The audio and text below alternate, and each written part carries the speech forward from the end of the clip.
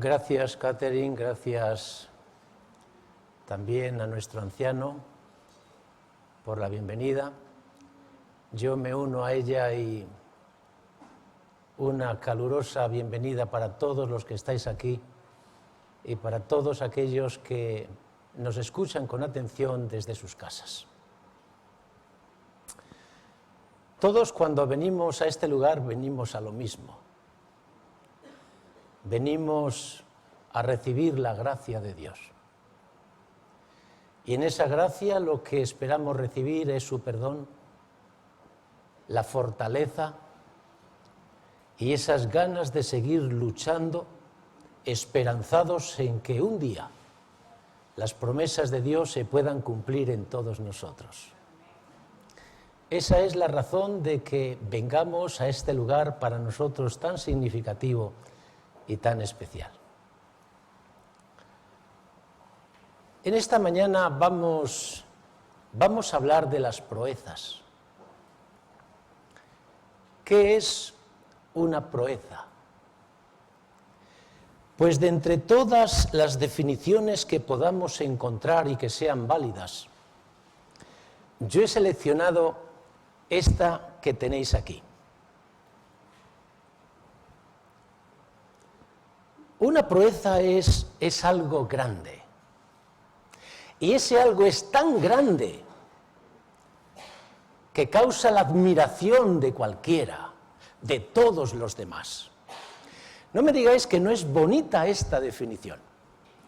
Si tú te fijas en ella, vas a descubrir que nos dice una gran verdad. ¿Y cuál es esa verdad? Que todos, absolutamente todos, los hombres y las mujeres, los grandes y los pequeños, necesitamos hacer proezas. ¿Y sabes por qué? Porque a lo largo de la vida, en algún momento, necesitamos la admiración de los demás. Fíjate ahora en las siguientes diapositivas que voy a poner. ¿Qué tenemos aquí? Una novia con su novio y un novio con su novia. Y esta otra imagen, una esposa con su esposo y un esposo con su esposa. Y esta otra, un padre con su hijo y un hijo con su padre. Y esta otra, una madre con sus hijas y unas hijas con su madre. En realidad, ¿qué ocurre en todas estas relaciones? Que en algún momento de la vida, en muchos momentos de la vida, el uno necesita la admiración del otro. Y eso no es malo. Eso obedece a una ley fundamental del ser humano. Todos necesitamos que nos reconozcan, que nos acepten y que nos amen. Ahora vamos a coger una de estas imágenes, por ejemplo, la de la esposa y la del esposo.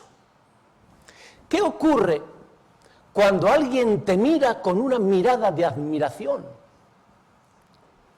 Que rápidamente tú te das cuenta que esa mirada es diferente a todas las demás. Tiene algo de especial. ¿Y sabes qué es eso? Un mensaje que dice: tú vales mucho, me gusta como eres. Amigos míos, cada mirada de admiración es un reconocimiento de algo que Dios puso en el ser humano en un principio. ¿Y sabes cómo se llama ese algo que Dios puso en un principio en el ser humano? Se llama grandeza. Lástima que el pecado nos la robó. Pero todos aquí dentro, tenemos ansias de recuperar lo que tuvimos. Por eso las miradas de admiración nos hacen tanto bien. Porque nos recuerda no lo que somos, sino lo que fuimos. Y por eso todos soñamos con hacer proezas. Todos soñamos con hacer cosas que causen la admiración de los demás. Qué bonito, qué interesante. Ahora, fíjate en este pensamiento. Mientras vives, haces cosas. Y cuando mueres, los que han estado a tu lado se encargan de resumir toda tu vida en unas pocas palabras. ¿Por qué te presento este pensamiento? Porque este pensamiento encierra otra gran verdad. Cuando yo voy a un funeral, escucho frases como estas. Era tan bueno, fue un luchador, cuánto tuvo que aguantar, cuánto bien hizo y cuánto ayudó a los demás. ¿Y sabéis lo que nos indican todas estas frases? Que un funeral es el momento cuando mejores resúmenes de vida se hacen. Porque además, los resúmenes de vida que se hacen en un funeral suelen ser positivos, bonitos, suelen ser piropos que le encantaría al difunto escuchar. Pero para tener un resumen de vida no hay que esperarse hasta la muerte. Cada uno, cada persona, mientras vive, tiene un resumen de vida. Por eso, permíteme que te haga esta pregunta. Ahora, en este momento, ¿cuál es el resumen de tu vida? ¿El resumen es bonito? ¿Es un piropo? ¿Es bueno? ¿O es malo? ¿Contiene palabras que no te gustaría escuchar?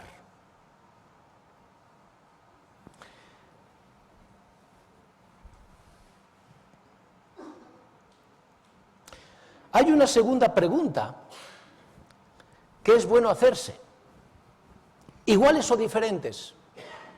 Y uno dice, ¿y eso qué quiere decir? ¿Sabéis por qué hago esta segunda pregunta? Porque cada persona tiene no uno, sino dos resúmenes de vida. Por un lado está el resumen que tú te haces a ti mismo. Y por otro lado está el resumen que de ti hacen los demás. Y ahora sí que se entiende la pregunta, ¿iguales o diferentes?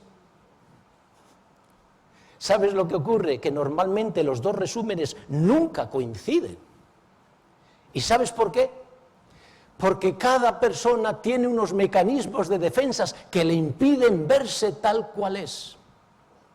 Solo nos permiten ver una parte de nuestro ser, la buena, pero no la mala. Y este es el motivo por el que normalmente no coinciden. A mí me gusta la oración que hizo en un momento determinado David. David dijo, ¿quién podrá entender sus propios errores? Y en esa misma oración añadió algo más. Señor, líbrame de los errores que me son ocultos. ¿Cuántas cosas hay dentro de cada persona que no vemos, pero que sí que ven los demás? Por eso los resúmenes de vida no coinciden, el que hago yo y el que hacen los demás de mí. Hoy podemos hablar del resumen que yo hago de mi vida. Podemos hablar del resumen que tú haces de mi vida. Pero ¿sabes que falta un resumen? Es el más importante, el más trascendente, el más de todo. Es el resumen de Dios. ¿Tú sabías que Dios es un especialista en hacer resúmenes de vida? Por eso cuando tú vas a la Escritura, tú te encontrarás muchos resúmenes de vida. Vamos a hacer lo siguiente. Yo te voy a poner aquí un resumen de vida. Y verás que cuando tú lo leas, inmediatamente todos, sabéis a quién pertenece ese resumen de vida. El resumen es esto. Y aquel varón era muy manso, más que todos los hombres que había sobre la tierra. ¿Recordáis de quién era el resumen de vida de Moisés? Hazte la siguiente pregunta. ¿Por qué Dios le hizo este resumen de vida a Moisés? Y la respuesta solo que puedes dar es esta, porque Moisés no siempre fue manso. Moisés se caracterizó por ser una persona impetuosa, violenta. ¿Sabéis que en la Escritura tenemos solo 2 pasajes donde se mostró quién era Moisés? La primera es cuando vio a aquel egipcio que estaba maltratando al hebreo y que fue, se lo cargó. La segunda fue cuando huyó a la tierra de Madián y fue a un pozo donde había unas mujeres, las hijas de Jetro, que estaban sacando agua para dar al ganado. Y entonces vinieron unos pastores y las molestaron, fuera, fuera, fuera, fuera. Y de pronto allí estaba Moisés. ¿Y Moisés qué hizo? No razonó, oye, esperad, vamos a ver. No, Moisés cogió y se enfrentó a ellos y los noqueó a todos. De forma que Séfora, una de las causas de enamorarse de Moisés es la valentía, la impetuosidad que tenía. De forma que no se achicaba por nada. Así que Moisés fue impetuoso, fue violento. ¿Pero qué ocurrió? Que su resumen de vida cambió. Y de violento, de malo, se pasó a bueno. La pregunta es, ¿por qué el Señor me cuenta esto? ¿Por qué en la Escritura viene registrado esto? Porque el Señor quiere que tú recuerdes, que tú tengas en cuenta que lo que Dios hizo con Moisés, lo va a hacer contigo y conmigo. Aunque te parezca mentira, aunque tú no creas, y yo no podré cambiar nunca, aunque tú no te lo creas, con el tiempo y con la ayuda de Dios, Dios hará la misma obra que hizo con Moisés en ti. Y pasarás de ser malo a ser bueno.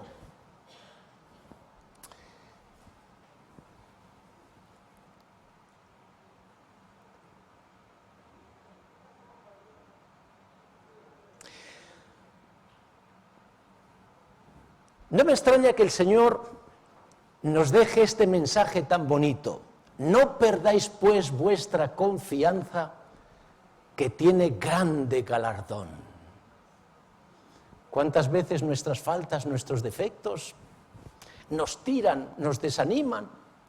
Y el Señor dice, no pierdas tu confianza, porque tiene grande galardón. Vamos a quedarnos solamente con el resumen de vida. Y aquel varón era muy manso, más que todos los hombres que había sobre la tierra. Qué bien suena, ¿verdad? Desde luego, si esto lo dicen los hombres, suena ya a música celestial. Pero si esto lo dice Dios, tiene que ser emocionante. Y yo me hago la siguiente pregunta. ¿Cómo debió Moisés reaccionar cuando él escribió esto? Piensa por un momento. Moisés estaba escribiendo el libro de Números y en un momento determinado el Espíritu Santo le empujó a escribir esto. Y aquel varón era muy manso, más que todos los hombres que había sobre la tierra. Y Moisés lo escribió. Y cuando lo escribió, volvió a leerlo y se dio cuenta que esas palabras se referían a él. La pregunta es, ¿cómo debió reaccionar Moisés?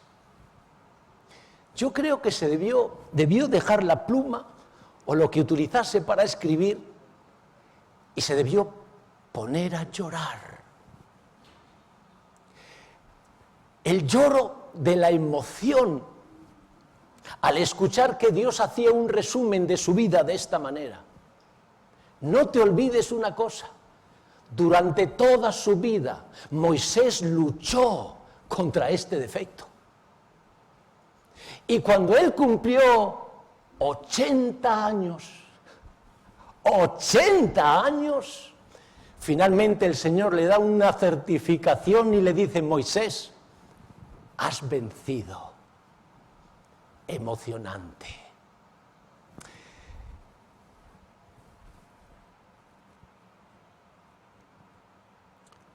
Hoy, cuando nosotros hablamos de Moisés, no solamente lo hacemos con respeto, sino que lo hacemos con admiración. ¿Y por qué? ¿Por qué lo hacemos así? Porque Moisés fue un hombre que hizo proezas. Y aquí ahora nos vamos a adentrar en un tema muy bonito del sermón de esta mañana. El tema es este. ¿Cuál fue la mayor proeza que Moisés hizo? ¿Sabéis que este es un tema de discusión de algunos teólogos? De todas las cosas grandes que hizo Moisés, ¿cuál fue la más grande, la más importante y la más trascendente? El problema es que de esta discusión que hacen algunos teólogos, ¿sabéis cuál es el resultado? Ninguno. Porque no se ponen de acuerdo. Cada uno cree tener la respuesta a la pregunta. Fijaros cuáles son los temas que se debaten. Hay quien dice que la mayor proeza que hizo Moisés fue enfrentarse a un faraón. Hay otros, sin embargo, que dicen que la mayor proeza fue llevar a un pueblo rebelde a través de un desierto. Y hay quien dice que la mayor proeza de Moisés fue aceptar con resignación el no poder entrar en la tierra prometida.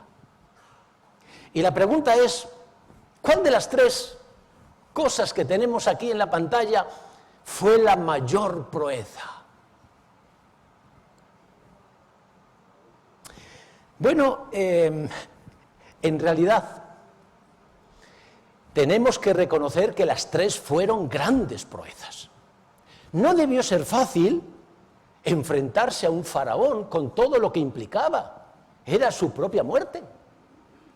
Tampoco debió ser fácil llevar a un pueblo rebelde por el desierto, porque ¿sabéis lo que hacía ese pueblo? Solamente se quejaba, protestaba y daba problemas.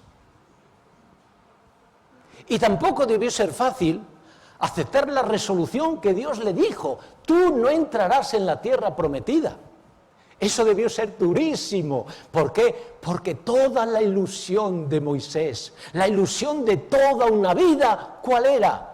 Entrar en la tierra prometida. ¿Cuántos sacrificios, cuántos desvelos, cuántas pérdidas por ese objetivo? Y cuando ya estaba a punto de conseguirlo, el Señor le dice: tú no. No debió ser fácil, eso fue una proeza. Pero la pregunta es, ¿cuál es la mayor proeza? Permitidme que yo os dé mi humilde opinión. ¿Sabéis? Para mí, después de haber estudiado, mirado, meditado sobre este tema, sobre la vida de Moisés, ¿cuál es la conclusión a la que yo he llegado? Que la mayor proeza que hizo Moisés no tiene nada que ver con ninguna de estas tres cosas, y son proezas. ¿Sabéis dónde yo veo la mayor proeza de todas las que hizo Moisés a lo largo de su vida? ¿Dónde está? En la experiencia de la zarza. Y quizás esto te sorprenda, y quizás tú no estés de acuerdo conmigo, y me parece muy bien.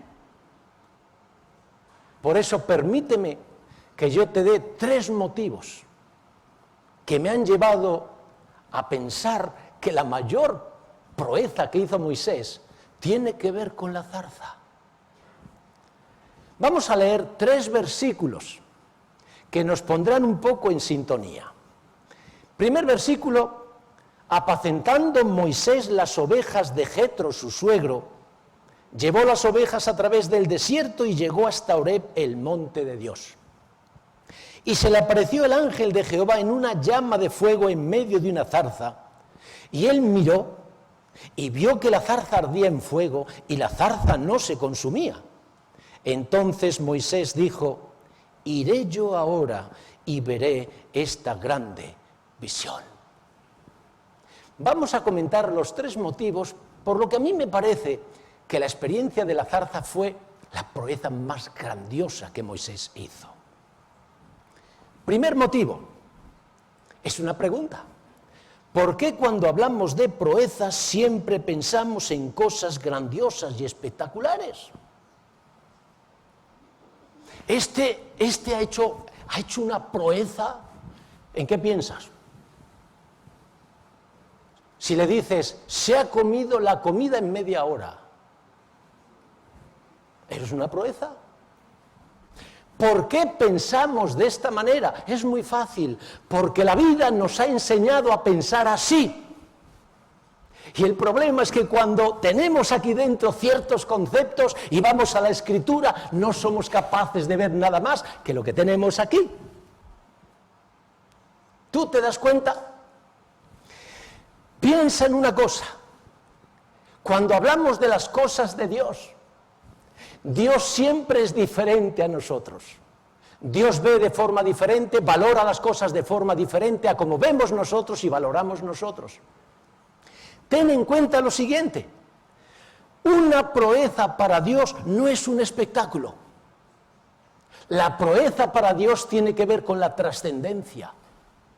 Y si tú lo piensas un poquito, las cosas más grandes que tú puedas hacer en tu vida, siempre las harás en el silencio y en la soledad, porque es ahí donde se gestan las grandes proezas.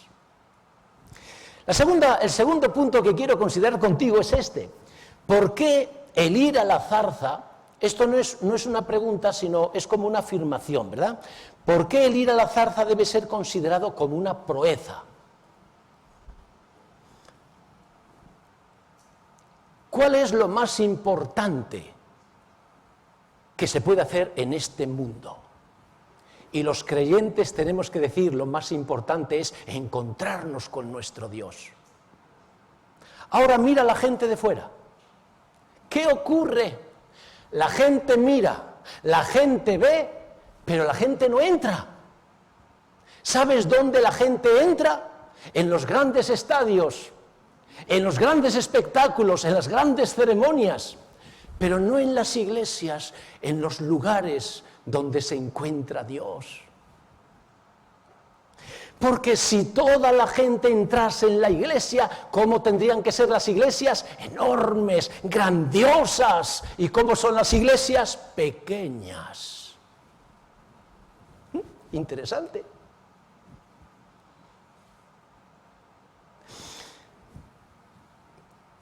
Voy todavía más lejos.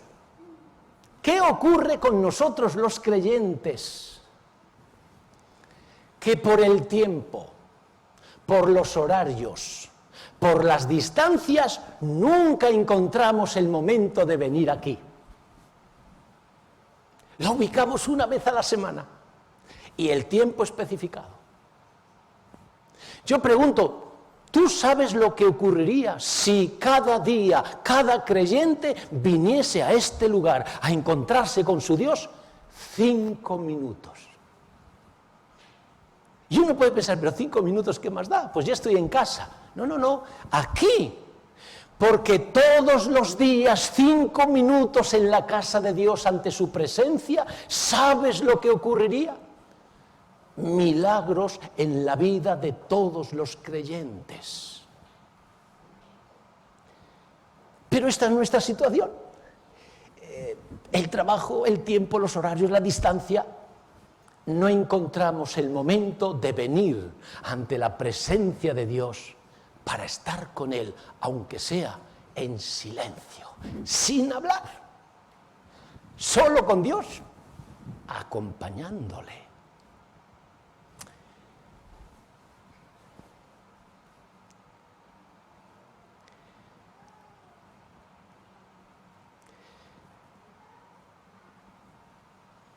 Tercer punto que quiero comentar con vosotros. ¿Qué habría sido de Moisés si en su vida no hubiese habido zarza? Es verdad que esta pregunta nadie la puede responder, porque Dios podría hacer lo que quisiera. No hay zarza, pero hay otra cosa, o esto o lo otro. Pero por favor, permitidme Permitidme que yo lo diga de esta manera. Si en la vida de Moisés no hubiese habido zarza, no podríamos hoy hablar de que Moisés se presentó delante de un faraón. Tampoco hoy podríamos hablar de que Moisés llevó un pueblo a través de un desierto. Tampoco podríamos hablar de que Moisés entró en la Canaán celestial. Si os fijáis bien, todas las proezas que Moisés hizo giran en torno a un hecho, la zarza. ¿Y por qué? Porque la zarza es un símbolo. ¿Y sabéis un símbolo de qué? De la experiencia cristiana. La experiencia cristiana, ¿qué es? Una proeza. Pero esa proeza no consiste en hacer cosas grandiosas. Fijaos en qué consiste. Dios se presenta en tu vida. Tú miras, tú ves y tú vas. Esa es la gran proeza. Esa es la clave de la experiencia cristiana. Ese es el símbolo de la zarza. Dios se presenta, Moisés mira, Moisés ve y Moisés fue.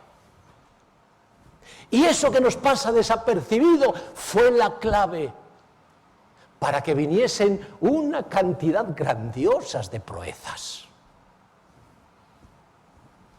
Pero es que también, fijaos, la zarza, la experiencia de la zarza nos lleva, nos adentra en otro tema importantísimo para nosotros, el llamado de Dios. Y vamos a ver rápidamente 3 aspectos. ¿Cómo llama Dios? ¿Cuándo llama Dios? ¿Cómo llama Dios? ¿Y para qué llama Dios? Porque esto es algo que estamos en contacto cada día y se nos pueden escapar tantas cosas. Comenzamos con el principio. ¿Cuándo llama Dios? Y vamos a utilizar este texto, el primer versículo que nos adentrará, que ya lo hemos leído. Apacentando Moisés las ovejas de Jetro, llevó las ovejas a través del desierto y llegó hasta Horeb, el monte de Dios.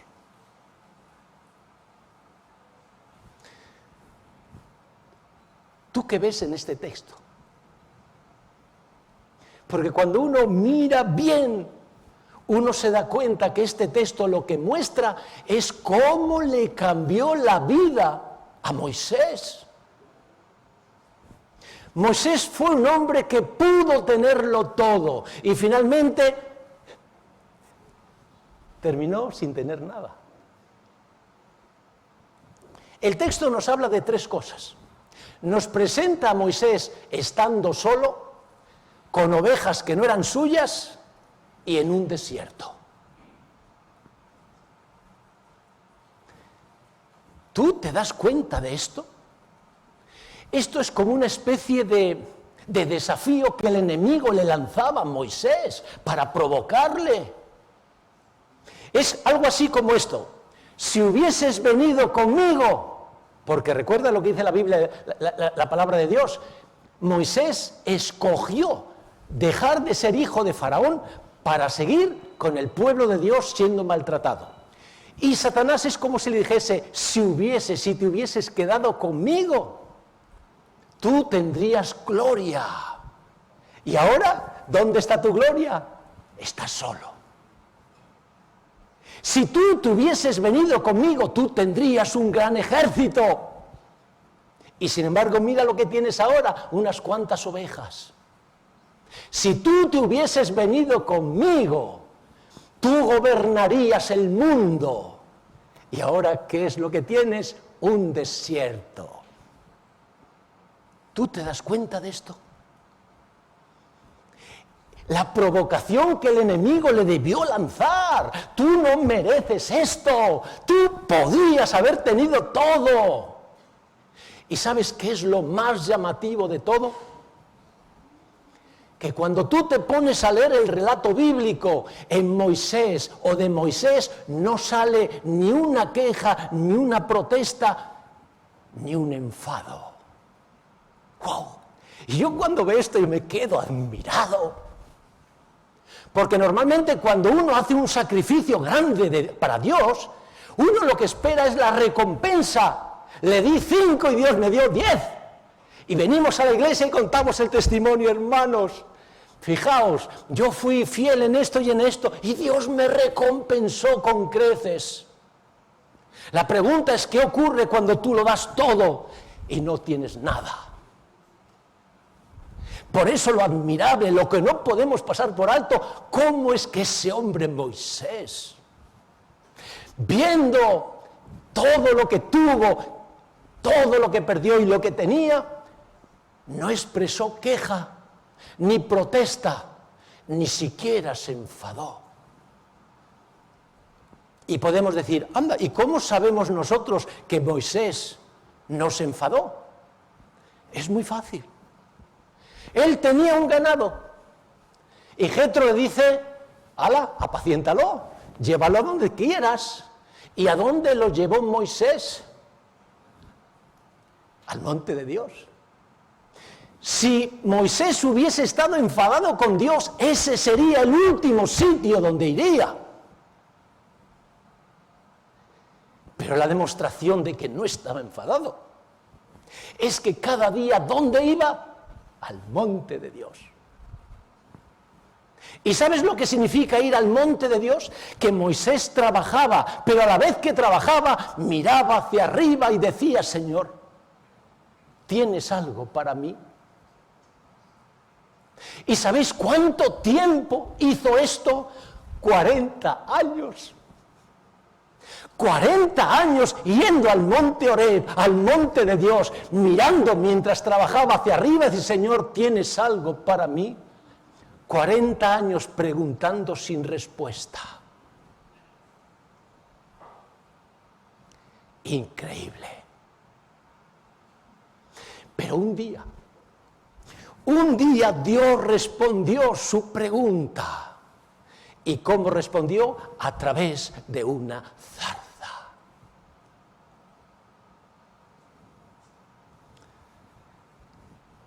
¿Cuándo llama a Dios? Escucha esto, porque Moisés aprendió la lección y ojalá que tú y yo también la aprendamos. Dios llama cuando Él quiere. A veces escucho, hermanos, pastor, yo oro para que Dios me dé una misión y no oigo nada. Y yo le pregunto, ¿cuánto tiempo lleva orando? Pues el pastor, una semana. Y cuando yo voy a la Escritura y veo que hay gente que esperó 40 años.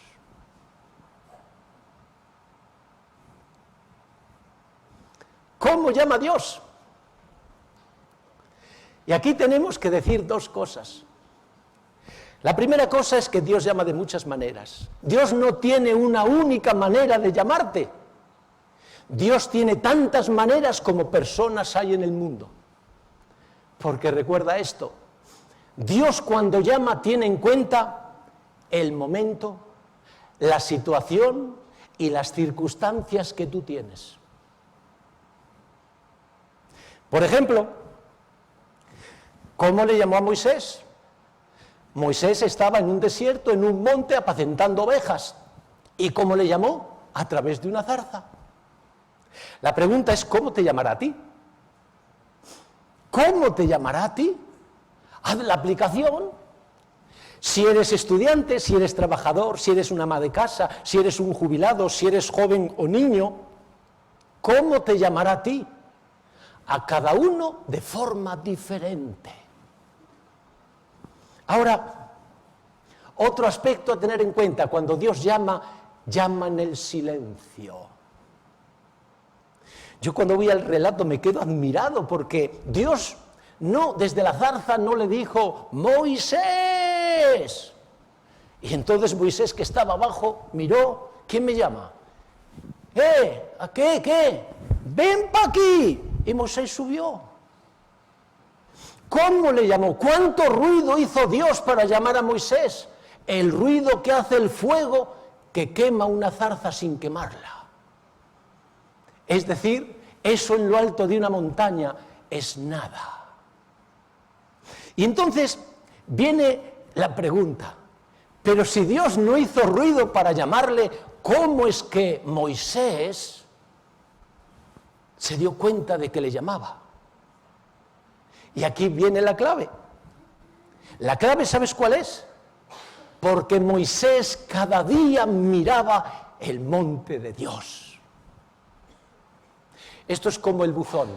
Cada día cuando salimos o cuando entramos, buzón, y entonces si alguien te manda un mensaje, tú lo recoges. Cada día abrimos. Moisés cada día trabajaba, pero miraba. Y de pronto vio y fue. Y se encontró con su Dios. ¿Cuál es la aplicación que hacemos nosotros? ¿Cómo esperas que Dios te llame? ¿Con truenos, con relámpagos, con milagros impresionantes, con aperturas de mares? Nunca lo vas a ver, nunca lo vas a escuchar. Porque Dios te llama en el silencio. Y para que tú puedas verle, tienes que hacer lo mismo que hizo Moisés. Cada día mira hacia arriba y pregúntale: Señor, ¿tienes algo para mí? Y Dios se las arreglará para mostrarte, para que tú veas. ¿Para qué llama a Dios? Pues yo voy a poner 3 cosas. No pretendo ser exhaustivo, seguro que me faltan muchas cosas, pero yo quiero hablar de 3 cosas. La primera es que Dios nos llama para avanzar, porque somos un pueblo en movimiento. La segunda es que Dios nos llama para solucionar problemas, porque en el mundo en el que estamos viviendo está lleno de problemas. Un creyente debe aprender que su misión no es generar más problemas, sino solventar los problemas. Y lo tercero, ¿para qué llama Dios? Para que todos los que estamos aquí y muchos más entremos en la Canaán celestial. Los planes de Dios son preciosos, pero lamentablemente siempre tenemos que hablar de problema. Porque en esta vida siempre hay un pero. Oye, este es fantástico, pero si no fuera por... ¿Dónde está el problema? El problema está en la ocupación. Hermanos, todos estamos tan ocupados. Satanás ya sabe hacerlo.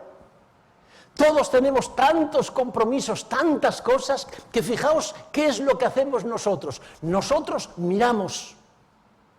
Nosotros vemos y nosotros vamos. ¿Sabes cuál es el problema? Que tardamos mucho en ir. A veces demasiado. Sí, yo me tengo que bautizar. Sí, tengo que ir a la iglesia. Sí, yo tengo que leer la Biblia. Nosotros miramos, nosotros vemos y nosotros vamos. El problema es que no vamos inmediatamente, sino que lo dejamos. Y si este es un plan que tengo yo de hace mucho tiempo, lo tengo que hacer. Tardamos demasiado tiempo en ir. ¿Qué es lo que está pasando en la iglesia? ¿Sabéis que hay algunos que dicen que el gran problema, donde se centra nuestro problema, es en la identidad? ¿Y qué es la identidad? Olvidar que somos peregrinos, que estamos de paso por el mundo. ¿Sabéis que cuando uno está de paso hay muchas cosas que no les da importancia? Oye, mira qué piedra más fea. Oye, déjala. Oye, mira qué agujero más hondo. Oye, déjalo. Oye, mira qué húmedo. Cuando uno va de transeúnte, de pasajero, de peregrino, hay muchas cosas que no le importan. Pero cuando uno se olvida de que es un peregrino y se afinca, todos los detalles le parecen importantes. Y no estoy hablando de los detalles buenos, estoy hablando de los detalles que no son buenos. Así que es normal que a ti te moleste, mira qué mal combinada va esta persona. Así que es normal que te moleste, este no se alimenta bien. Es normal que te preocupe, oye, este no viene regularmente a la iglesia. Oye, este no es un cristiano como tú.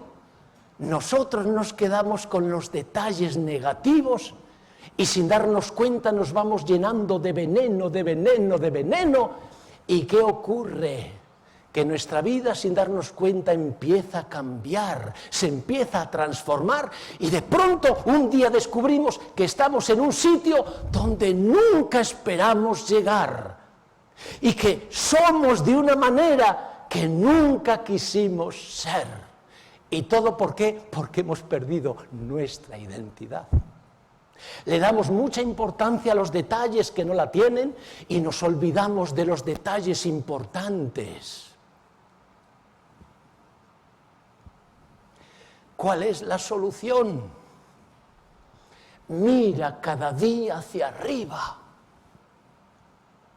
El Señor dice, mirad las cosas de arriba, porque cuando uno mira solo lo de abajo, hoy uno termina aburrido, cansado, frustrado y depresivo. Pero cuando uno mira hacia arriba, Señor, las promesas, la grandiosidad, la paciencia, el amor, el poder, cuando uno mira las cosas de arriba, uno se llena de gozo, de confianza y dice, Señor, yo no valgo nada, pero tú sí, confío en ti. Y uno aprende a andar por este mundo dando importancia a lo que tiene importancia y dejando lo que no tiene importancia.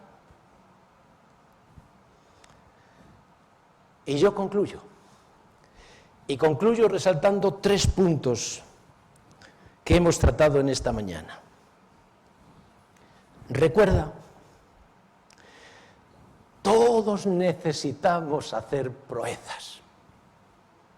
Pero las proezas que nosotros necesitamos hacer no son las proezas que impresionan a las gentes, sino las proezas que impresionan a Dios.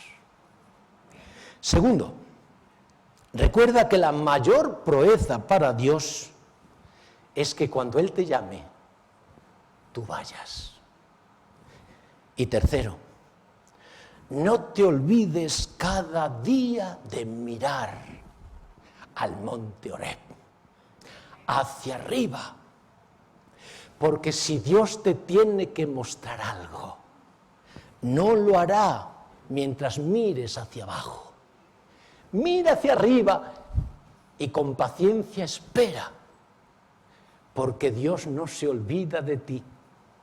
Y en el tiempo preciso, en el tiempo mejor, verás alguna señal. Verás alguna zarza ardiendo que te diga, esta es tu misión. Que Dios nos ayude a todos a recuperar la grandeza que Dios puso en nosotros, en la raza humana al principio, porque eso nos hará grandes. Que así sea.